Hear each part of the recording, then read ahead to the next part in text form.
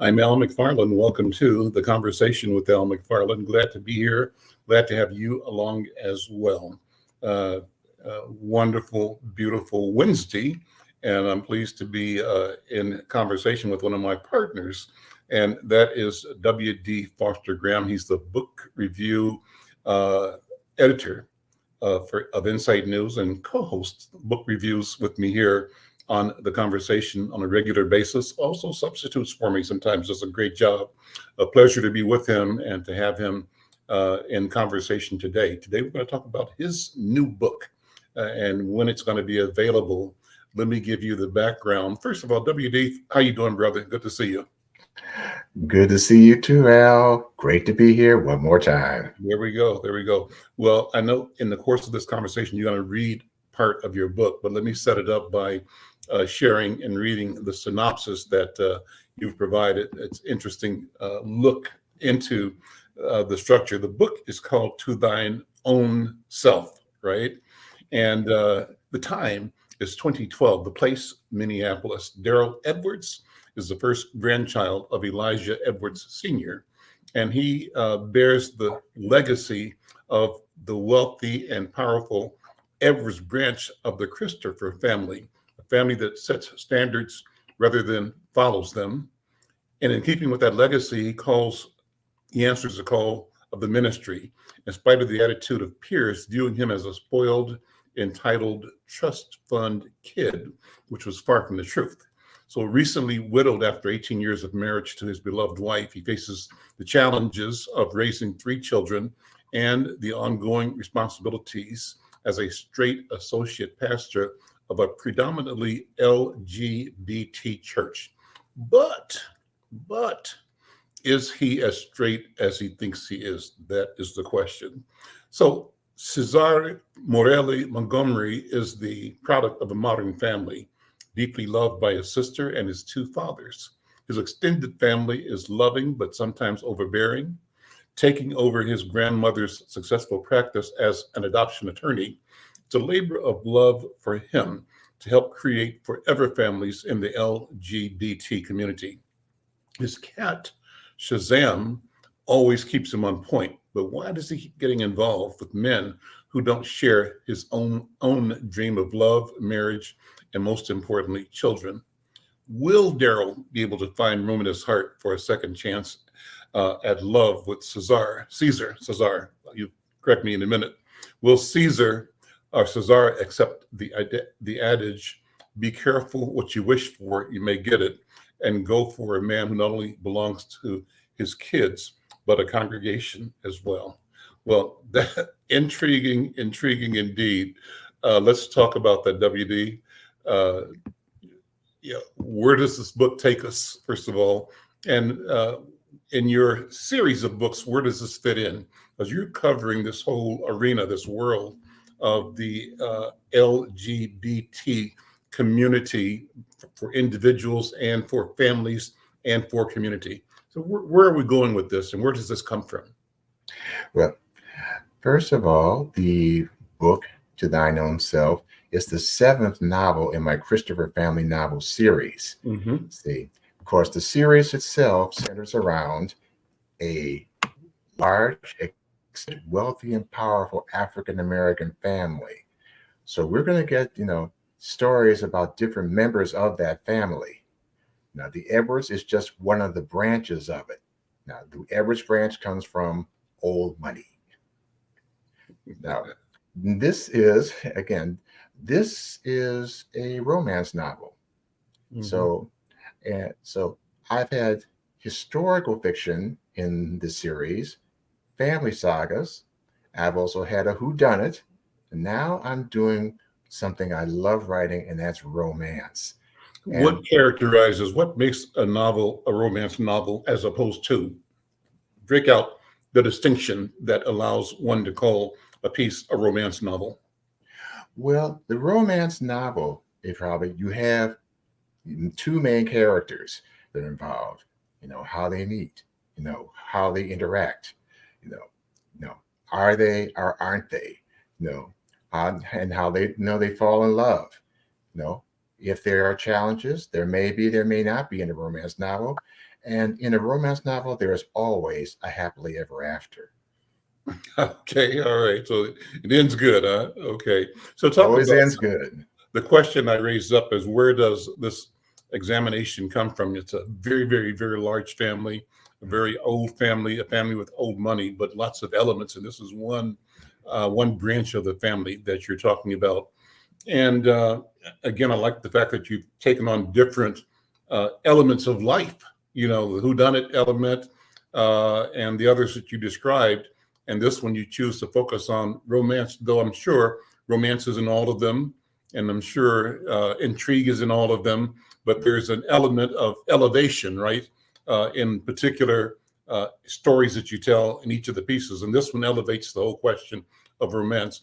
And so when you set out to write this, what was your intention? Well, my intention with this particular book comes from the fact that, first of all of my books have LGBT characters in them. And because I don't believe that representation it matters, and that's everything. As a young man, when back in our generation, back in the 70s, when I was looking at reading books that were written about African Americans, I was still seeing, wait a minute, there's nobody in here that looks like me.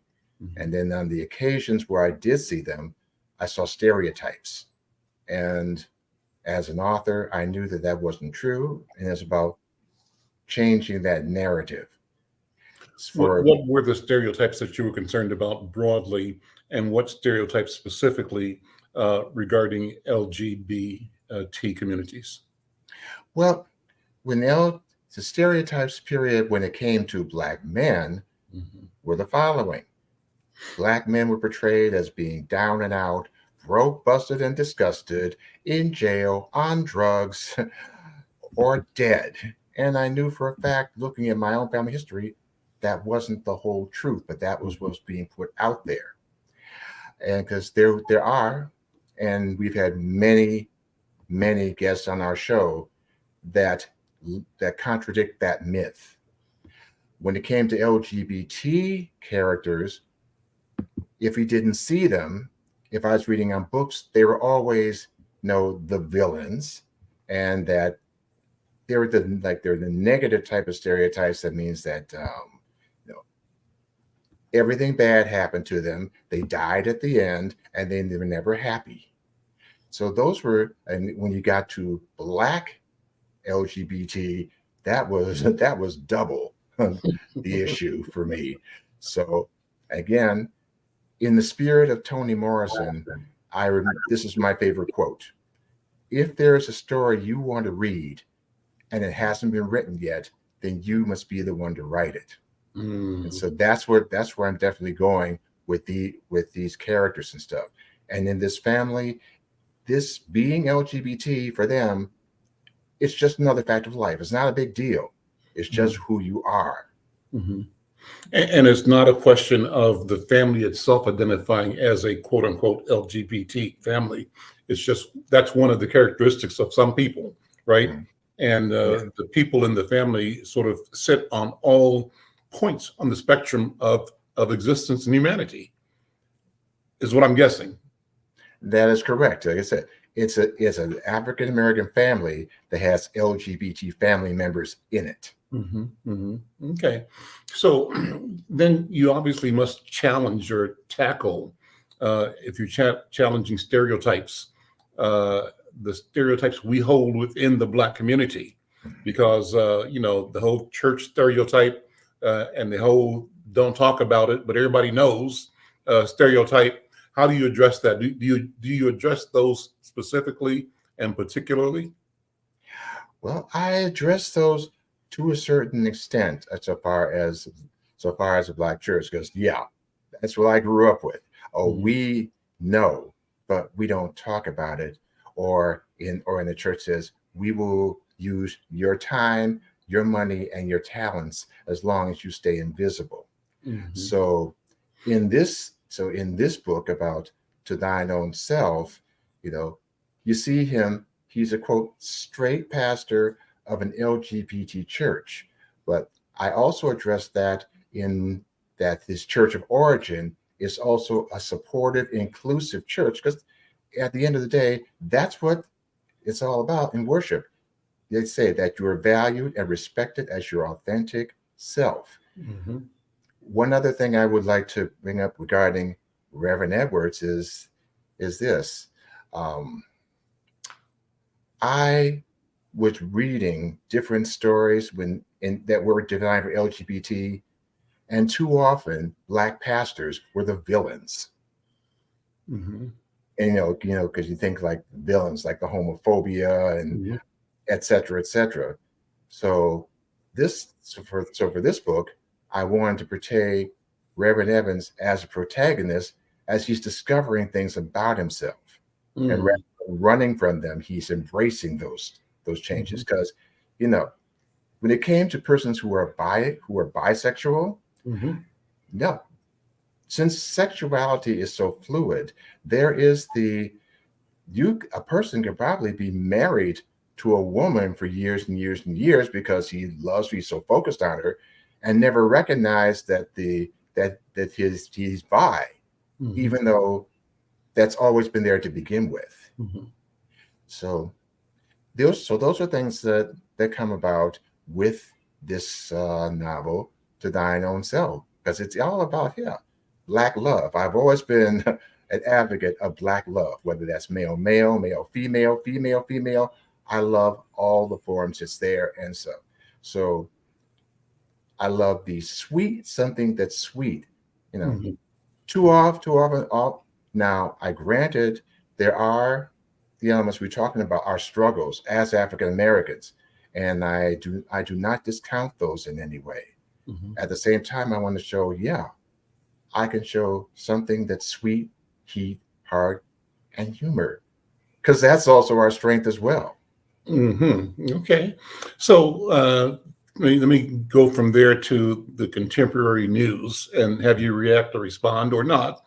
What's hot in the news right now is the stories on what's the rapper P Diddy, and how the allegations are that he was a kind of a really horrible human being and manipulative and forced himself on young artists, young people that were looking to move into the industry, but because he had power, he would be acting as a predator and involve young men and young women in his sexual escapades. This is all alleged, but it's buzzing on the internet and social media right now. And so, when you see that story emerge, how does that register with you as an indication of where the public is right now on the question of LGBT and the question of um, of sexual abuse? Because they don't have to go hand in hand. They don't go hand in hand, but we too often conflate them, I think, and we don't recognize that each is again, a human possibility that are not necessarily joined, but the same things that can happen anywhere else can happen in these relationships as well. As you're listening to social media, if you are, what are you feeling and what are you observing about that particular issue of the mass media, the social media, and the hype entertainment industry that is putting a focus on from R. Kelly to P. Diddy and to now, I guess, what's his name? Beyonce's husband is getting caught up in all of this. What are you hearing? What's the buzz on the street? Well, those are excellent questions, Al. Now, for me, so far as social media, and for reasons that you already know, I've been staying off it most of the time. But Ah, hearing about this, it does sadden me because because of the fact that when you're talking about sexual predators, no. So for far too long, that was the stereotype of persons who were LGBT, that you were a predator, you were a pedophile, and things like that weren't true. Now, granted, the persons are out there, mhm, and no, that's behavior. is not excusable. Especially you're using your power to manipulate or force someone to do what they don't want to do. That's wrong. And say, but yeah, all these things are really separate separate matters in and of themselves. So far as a I say as someone who is LGBT, that's what I see. I said, what are you trying to turn back the clock here? Because you can think of all this progress and steps that we made over the years, especially being both Black and LGBT.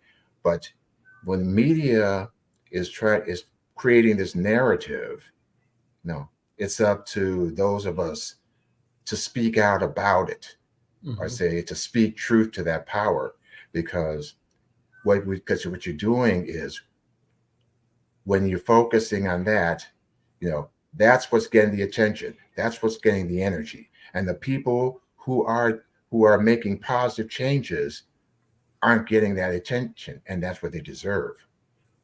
So the next part of this story is the set of allegations that bring Bishop T.D. Jakes into question about his relationship with P. Diddy.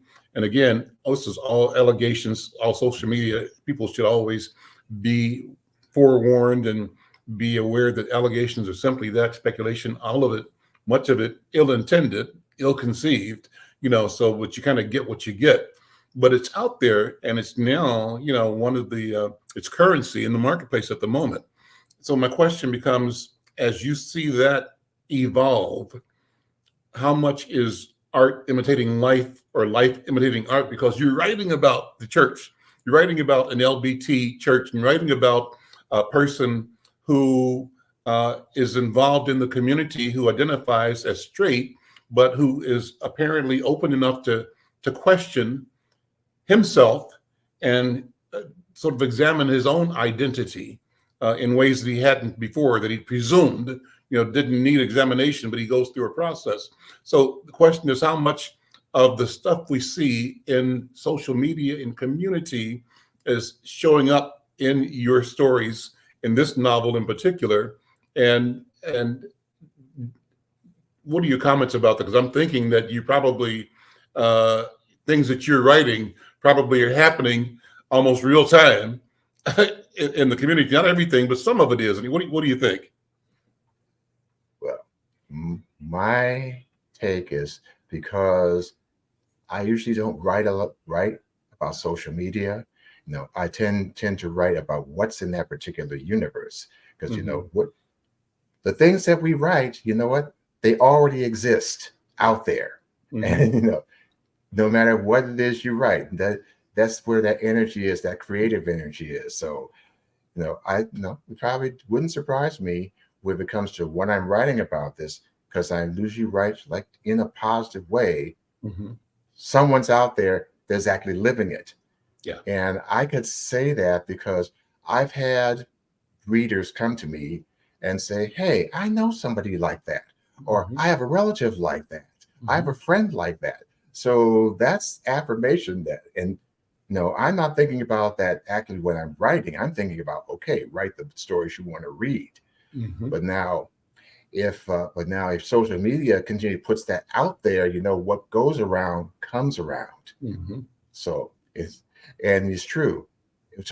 They're just allegations, and basically you're saying guilty until proven innocent. Right. It has been the thing, and again, that saddens me, because suddenly, in social media, you've been tried, you've been convicted, and you've been sentenced, and it can be totally wrong. And wrong-headed. Well, I think, again, that's kind of why what you say, WD, is so important, and what you do is so important, because you're approaching a realm of human experience with a positive mind, and you're examining, as you described, your notion of what the romance novel genre is. You're examining a happy ending, right? How That's things right. work out. And you're saying that, in every element of life, one way or the other, things work out, even though there's pain, and even though there's loss, and even though there may be disaster. At the end of the day, in the arc of our existence as human beings, things will work out. And that is a cause for hope, and it's a cause for recognition of our shared humanity and for the idea that we all deserve grace, right? And that That's we right. all have potential to be and become and evolve into our best selves as human beings. Well, let's go into your book. The name, obviously, To Thine Own Self.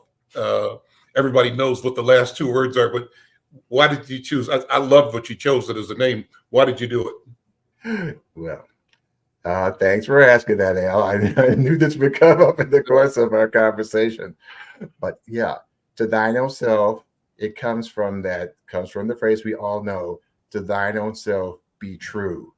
And so for my character of Daryl Edwards, that's what he is learning in his process. And he does learn to be true to himself as in terms of his character, his faith, and embracing, yeah, this is a part of who I am. And he says in later on in the story, when he tells his congregation, yeah, God doesn't make mistakes. And so he is going through the process, and then he reaches this level of honesty, especially when it comes to his children, because he comes out to his children, and of course one of his children is gay, and he's to thine own self be true. It's about living an authentic life, and that includes when he falls in love, and that he has a second chance. it? To talk about those relationships, what happens when he comes out to his family, his children? What is his experience? What happens? Well, given that his children grew up in this LGBT church, their question to him was first, like, did you cheat on Ma? And he is reassured that no, I didn't. He loved his late wife. He never would have hurt her. He has a moral code that, yeah, just because I buy doesn't mean I cheat. Mm. And with that, no, they embrace it. Okay, well, we love you, Daddy. Mhm. And he also is recognized for himself that they probably wouldn't have accepted another woman in their lives because of the relationship with their mother as Mhm. they would accepted a man in his life. Mhm. What was the setup for him being pastor? Okay, well, the setup was he, well, after he was in college, he felt the call to the ministry. Now, his the family business is investments, financial whiz. And so again, he has a very wealthy family. However, for him, he felt the call of the ministry, and of course, um, his family supported him. And of course, uh, because his name, people assume, oh, this is just a spoiled trust fund kid. They're not going to go anywhere. You're going to lose interest. But with Edwards's, one, they protect what's theirs. Two, they bite the bullet. Two, they know you never know what hand can be dealt, and they have a commitment to public service. So that's how he got into the ministry. And when the call came for him to be associate pastor at this light of the world LGBT church, he didn't question it. He answered the call. And Let's that's talk how he about got the in. call. How did the call originate to him? And maybe that's not in the book. Maybe it's not, but you must know the story. So how did it so happen that he got that call? Well, the thing is, no, it's not in the story. But when you answer a call, when God calls you to mentor, he answers because of his prayer life. So that's something that comes from within. So my question is, how did the church choose him? Not in the book, but what if I have to ask you, how did they choose him? How did that happen? How was he Well, known to the church and and well, therefore invited? well, the Edwards family name carries a lot of weight in the Twin Cities. So the church knows, and not only knows about him, know about his family. Uh, This family sets standards. They don't follow them. So they know that, yeah, this is an Edwards here. And mhm. and they also know they're LGBT members in the Edwards family. Mhm. So that's part of the act of Likely how not the a church shows it. homophobic centered person or family. Right, Yeah. right. Okay, interesting. Yeah, they have a zero tolerance level for, discrimination, Mhm. homophobia, those things. Mhm. Okay. Okay. And so, why don't you take a minute? In fact, let's do a station break for a second, or a commercial, not commercial, but a spot for a sponsor. And then when we come back, I'll have you read an excerpt that you've chosen. It'd be fun to hear that, and I have more questions for you. Thank you Okay. for writing the book, number one. Thank you for sharing it, and I, as always, enjoying this conversation with you, W.D. Foster Graham. I'm Al McFarlane. This is the Conversation with Al McFarlane. We'll be right back in a couple of seconds. Are you or someone you know recovering financially from the COVID-19 pandemic, the lockdown, or any other reason? If so, help is available.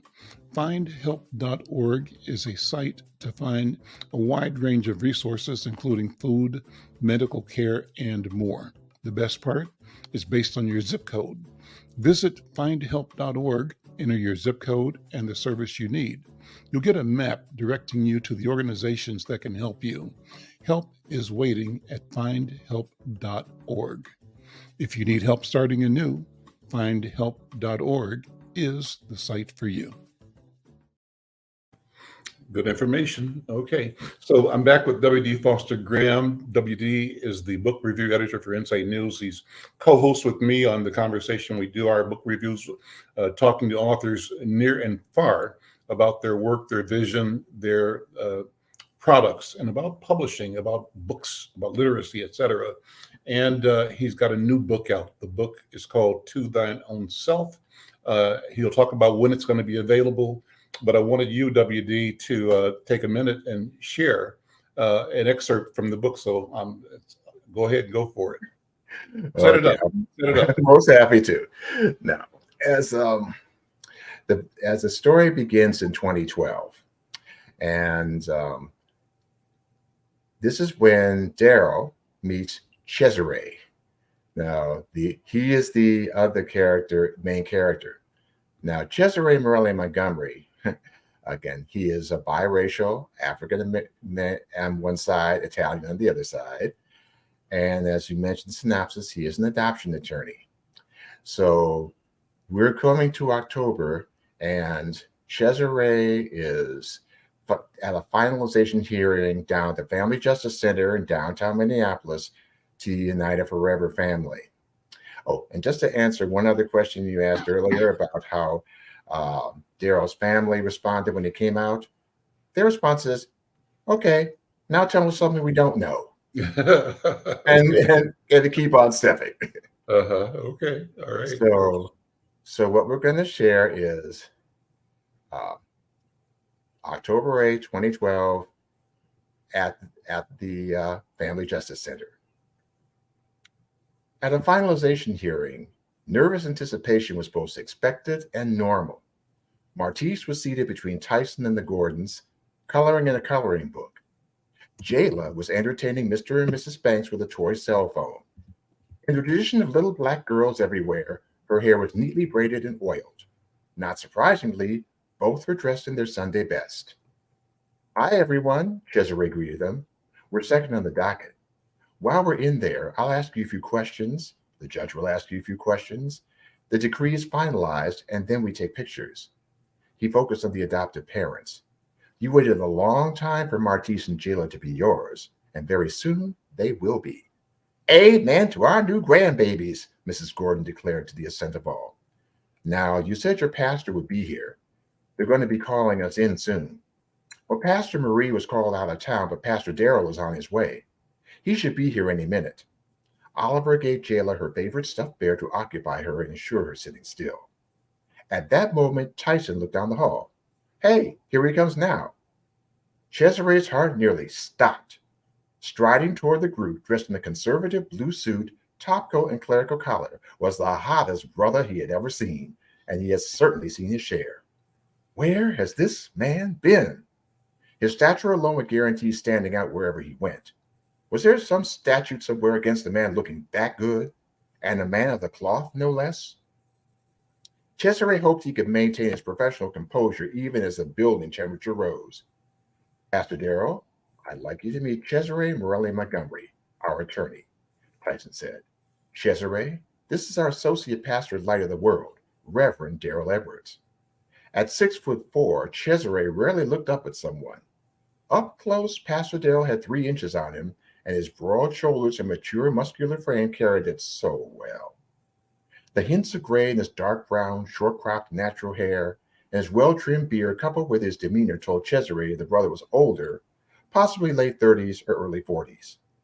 Khadijah might be right. Maybe my picker has been off. It's a pleasure to meet you, Cesare. Pastor Darrell extended his hand with a pleasant smile. Tyson and Oliver kept the faith that this day would come to pass. I thank you for being part of the process. You're welcome, Pastor Darrell. And it's good to meet you. Cesare accepted his hand, sensing the heat surging through his body with the contact. His legal skill at reading people swore something in Darrell's eyes responded to their clasped hands, but now was not the time to explore it. After greetings were exchanged all around, Pastor Darrell took an available seat. I'm happy and honored to be a part of this special day. To me, family is everything. I don't know what I'd do without my kids. Really? Cesare did his level best to conceal his surprise. Yes, I have 3. That's what I need right now, being attracted to a married straight dude, Cesare groaned inwardly. This is a recipe for disaster. They are so much more trouble than they're worth. I imagine they can be a handful sometimes. I know my nephews are.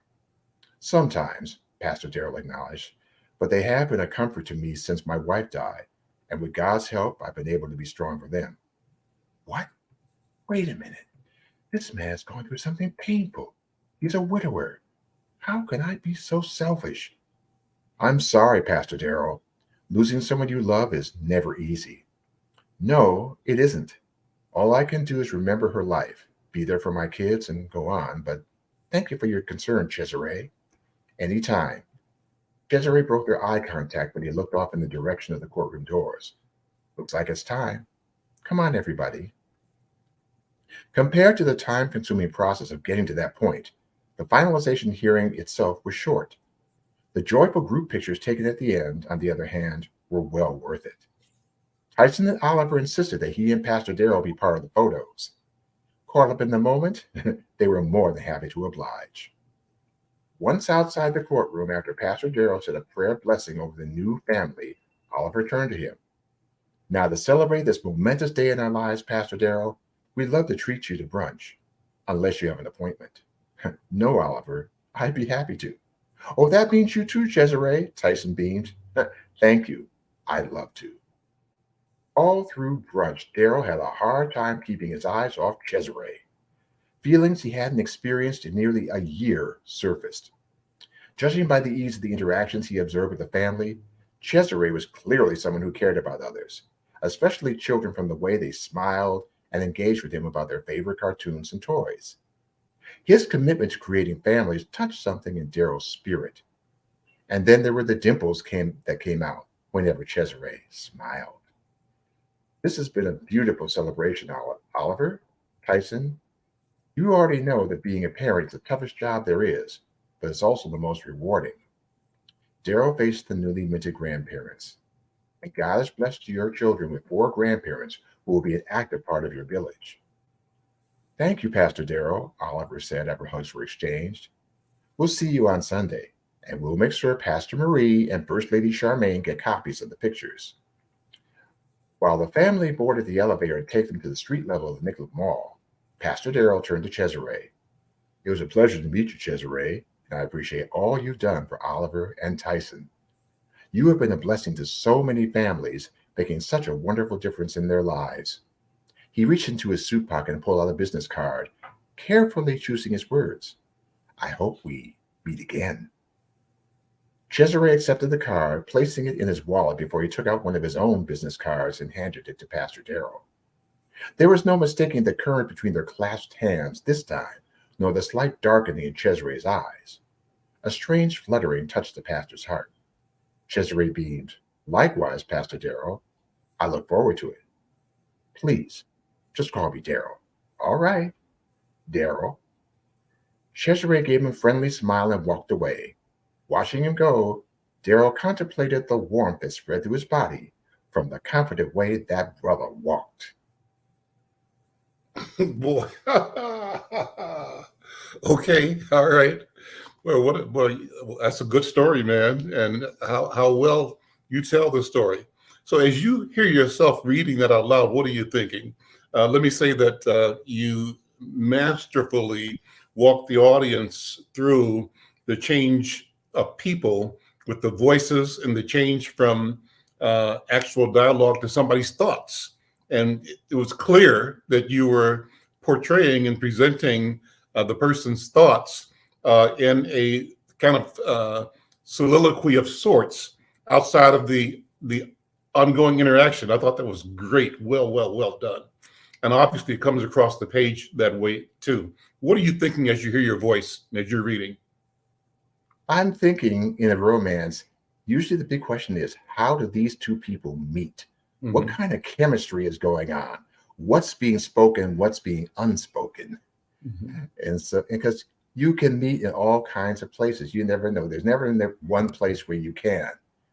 And although I'm sure, no, and it was just sheer, you might say it was an accident that the senior pastor couldn't be there and the Hmm. associate pastor was there. But in a sense, there are no accidents. Everything is in divine order, as they say, and this Exactly. is an evidence of that. Now, the ceremony, I'm sure I understood it. Oliver and Tyson. Tyson are adopting. Yeah, they're adopting two children. Okay, and that's a gay men couple, right? Yes, it is. Okay, so that's the context, and that's why they're members of the church, which is LGBT. So it's kind of like everybody here is woke, and aware, and none of us have any challenges or problems. And the pastor comes in, uh, having lived his life where he has lived, but also discovering something about himself, hence the title, To Thine Own Self. Good story, man. Good story. So Thank let you. me ask you this: does a book like this, is it a steamy book or not? Steamy might not be the right word. You tell me if it's the right word or not. Uh, how far do you go in describing relationships between people that are in love or that are encountering each other in your book? And I'm not sure if there's a formula or if there are gradations that different authors bring to how they tackle relationships between individuals. But how would you describe yours? Well, trust and believe. There's plenty of steam. Okay. There is plenty of steam. Um, when at the same time when I write a romance novel, it's also if there's a element of being sweet as well Hmm. in it. So I incorporate the two, and especially when since we're talking about let's see, he's a pastor. Hmm. I know there. No, I incorporate a certain ways that he approaches passion, and then also Cesare, on the other hand, coming from Modern Family, they each have different ways of doing that. And so also the reality is the fact that one, he's part of a congregation, so he's always going to be set apart in a certain way Hmm. as well. And Cesare has to learn that yes, he belongs to a congregation, but he also is a father. He has three children. How are they going to blend this family? So those all come into play. But yes, there's love and there's passion and definitely feel good. So all of this yeah, assembled in your head and presented on paper, but the assembly comes from observation. So talk about the source material, uh, the story in your life that gives you the authority to examine, to write, and to talk about the options and possibilities that you think are all around us all the time, but too often either hidden or or ignored because of convention, right? and Mhm. because of stereotypes, we talked about that earlier.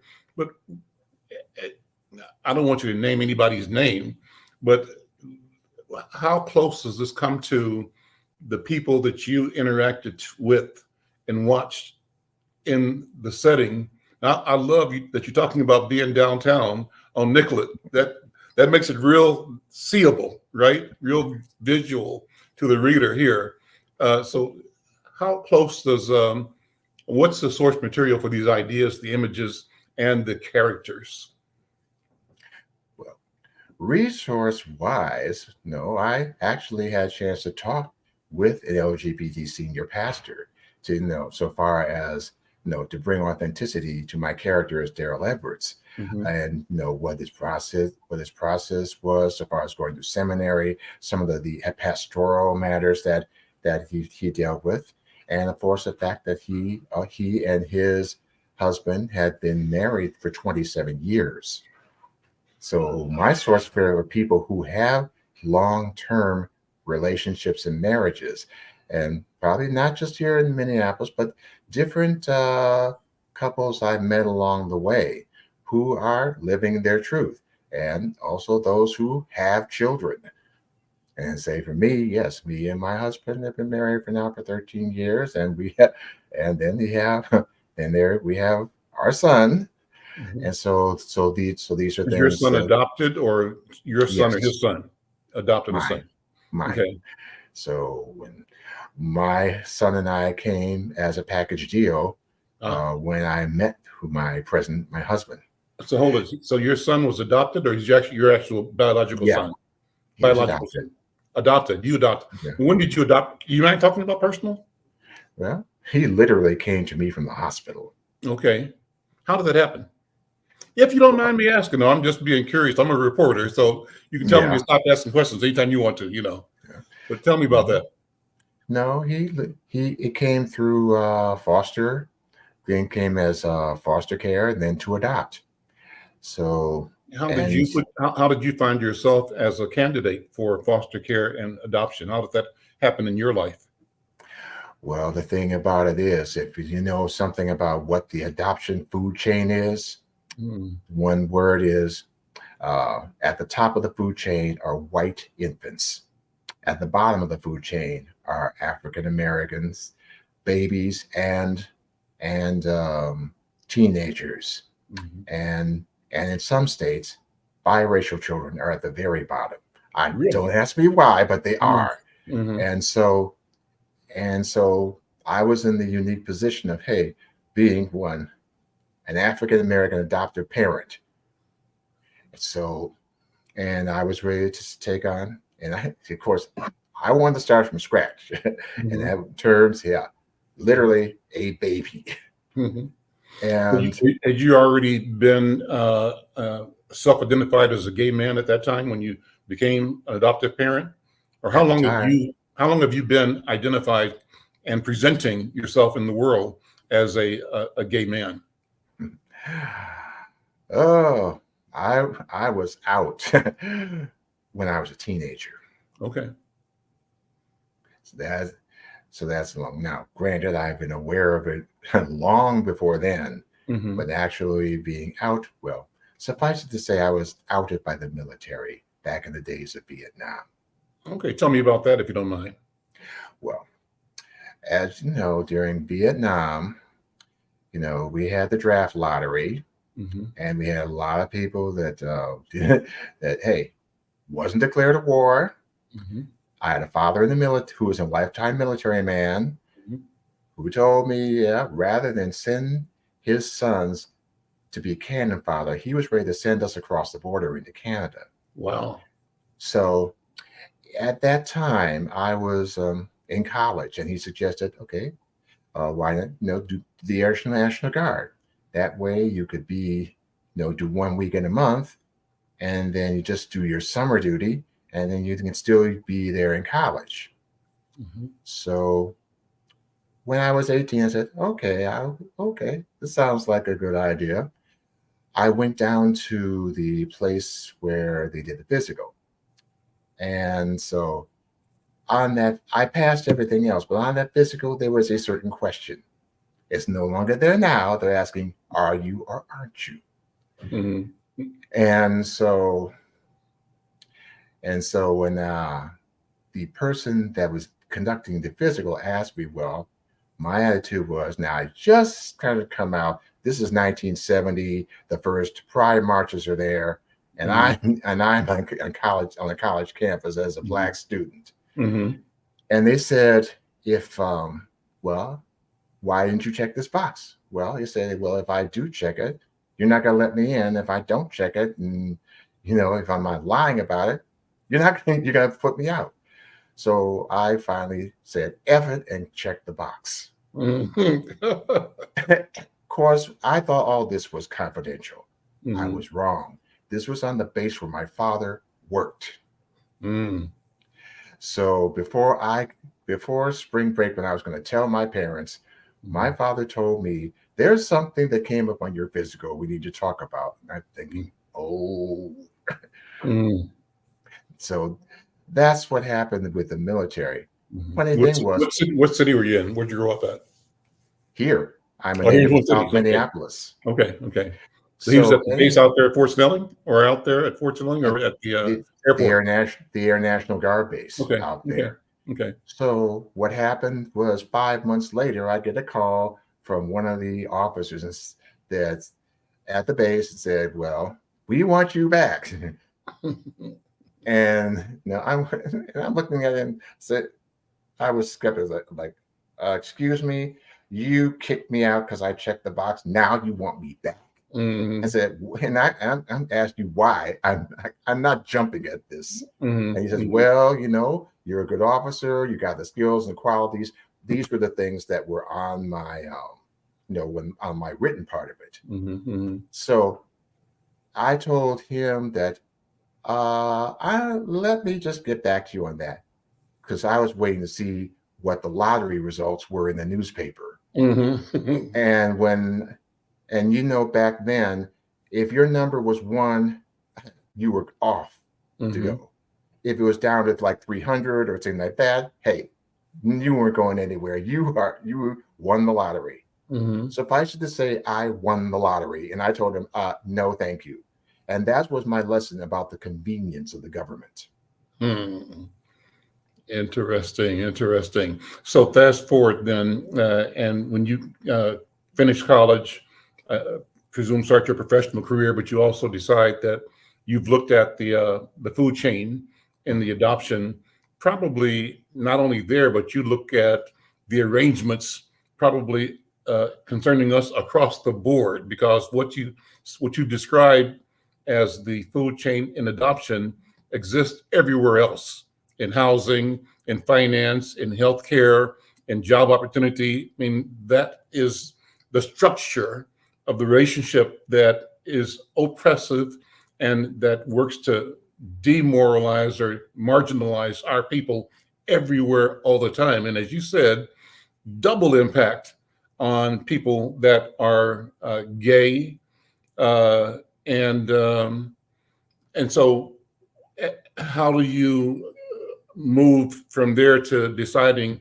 that the right thing for you to do is to demonstrate, both awareness and capability by becoming an adoptive parent? I mean, was it just the fact that you wanted to be a dad? It seems to me that's part of it, but there's a bigger story in you wanting to say something to the world and setting the world straight. Am I over analyzing this? Well, when it came down to it, the idea of being a dad wasn't on my radar at 22. Mm-hmm. Even though my dad hinted at that fact. Of course, when he did that, he's thinking I'm going to marry a woman and have children. And I looked at him like, Dad, didn't you get the memo? I'm gay. But when I was 45, I was ready to be a father. Mm-hmm. And my father and I had long talks about that. And he like, welcome to my world. Mm-hmm. And so my father was my biggest supporter of, when it came to the whole process of adoption, because the adoption didn't start when my son came into my life, this process started years before that Mm-hmm. in terms of parenthood. Mm-hmm. And for me, I just is a point where yes, I have the love in my heart and for a child to love him and to raise him to be the best person he can be. So, and I already have cousins who have adopted children Mm-hmm. as well. Mm-hmm. So I I was doing it as a single parent. And so and and the interesting thing about that was once Walter came into my life, I share this. I experienced my own particular brand of sexism in this regard. If you follow where I'm coming from right here. Break it out. Break it down. Okay. Now, I really know one example of that was uh, when he was a baby. Of course, everywhere I went, he went. Mm-hmm. I took him to a grocery store. I took him to a few other places, and of course, here's my son being all cute as he is, and he and the cashiers and stuff said they say, "Oh, you must be babysitting today," Yep.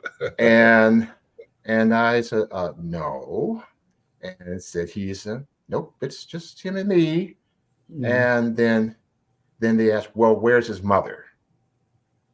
Mm-hmm. And you see now, if it were a woman, they never would have asked her that question Mm-hmm. because I've been a witness to it. Mm-hmm. But because I was a male, they asked me. And when my response, and I look at it today, is when I get that question, says, "You're looking at her." Mm-hmm. Because there's I say it's sexist because when people hear the word single parent, they think single mother, Mm-hmm. forgetting that there are single fathers out Mm-hmm. there. Mm-hmm. So that's something that I had experienced. Great. And so, next question. You have navigated that. How does your experience with your son show up in your books? Do you take observations from your own growing and your son's growing? And it seems to me you almost have to, because the most fascinating thing in the world, from my point of view, is the opportunity you have to be a parent and a steward and responsible and accountable as a parent. So, in my view, everything you do has to be with that child in mind, those children in mind. How does that show up in your work? Well, in my work, it shows up in terms of the things that happened, and this is going to be in another book.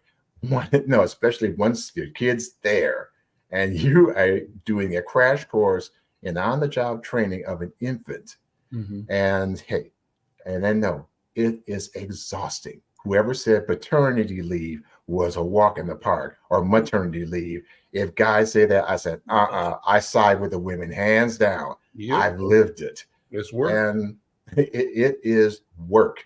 Mm-hmm. And I think about the fact that, yeah, being a parent is the toughest job there is. Mm-hmm. But at the same time, it could be the most rewarding. Mm-hmm. And of course, there are no manuals, there are no handbooks, and yeah, I know you make a lot of mistakes along the way. Some things you wish you had known, and some things you would say that you wish you hadn't said, or things that happen. But it's an ongoing process, and it never stops.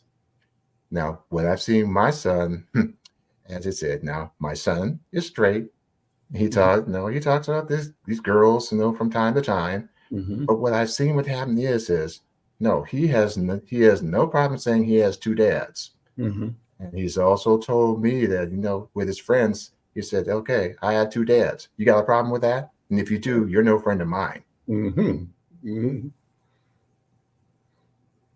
So these are things I'm learning, and it's still an ongoing process. Mm-hmm. That's great. That's great. Well, he's got principles. Yeah, and the principle is about dignity and truth, and that's a wonderful thing. Well, WD, this has been a great conversation as always. Walk us through, we got a few minutes left. Let's walk us through the series of your books. 8 books now so far, 8? This is number 7. Number 7. So let's walk us through, the arc of these productions, because you said this is part of an ongoing series of is it the Edwards family? It's the Christopher family. Yeah. Walk us through the whole series and then let us know what's coming down the road again. Okay. Well, the first book was Mark My Words, books 1, 2, and 3, and that centers on the linchpin character in this Edwards family, the self-made billionaire, Alan Beckley Christopher. So that book, takes us from the 1940s through the 1980s. So that's when we go back into the history of where this family started. So is there a prototype for that person, or is that your imagination of what a person who would be a Black billionaire might have been or might have become? Because I don't know that there were any Black billionaires in the 30s.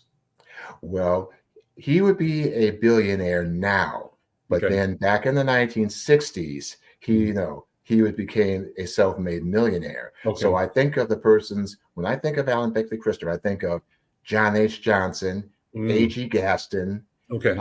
H.G. Parks, Okay. and I think of my father and men of his generation, because I'm looking at my family and the kind of strength of character and drive that these men have is how I based my character of Alan Beckley Christopher. Is your dad still around?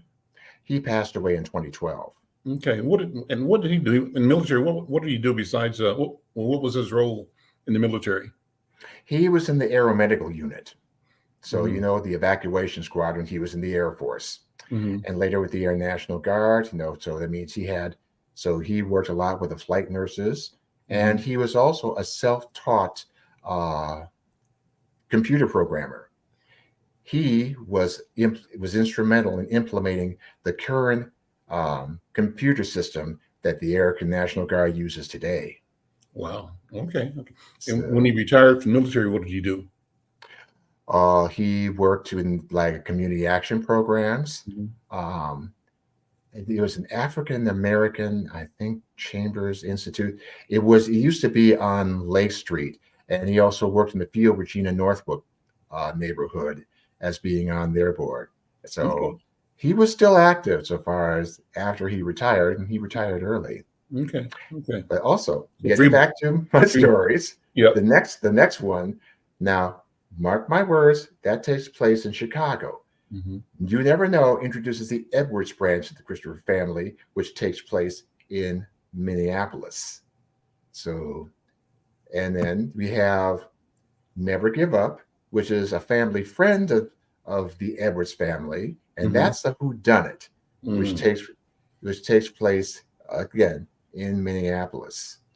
Now, these are all historical fiction, so you see the arcs of what the city was like and where they were from the 1940s up to wherever the present is. In the You Never Know, the present is 2012 with the bridge collapse, and with Never Give Up, it is with the when Obama's reelection. Okay. Then the next book is called The Right to Be, which was my first romance novel, which starts in the Bahamas and it ends in the Twin Cities, about one of the children, Alan Beckley Christopher's grandchildren. And then we have To Thine Own Self, which takes place here. So those are The Right to Be and To Thine Own Self are full-on romance novels. Awesome. How do people get your books? We got about 30 seconds. Okay, you can get my books through my website, which is wfostergrahamauthor.com. You can get them through Amazon, through Barnes & Noble, and through the Minnesota Black Authors Expo website. WD, always a pleasure. Great conversation, man. And if I don't see you before Christmas, happy Christmas to you. I'm sure I'll see you before that time, but greetings to you and your family and everybody that you love. And let's keep this ball rolling into next year. Yes, looking forward to it. All right, take care. We'll see you. Bye-bye. Bye.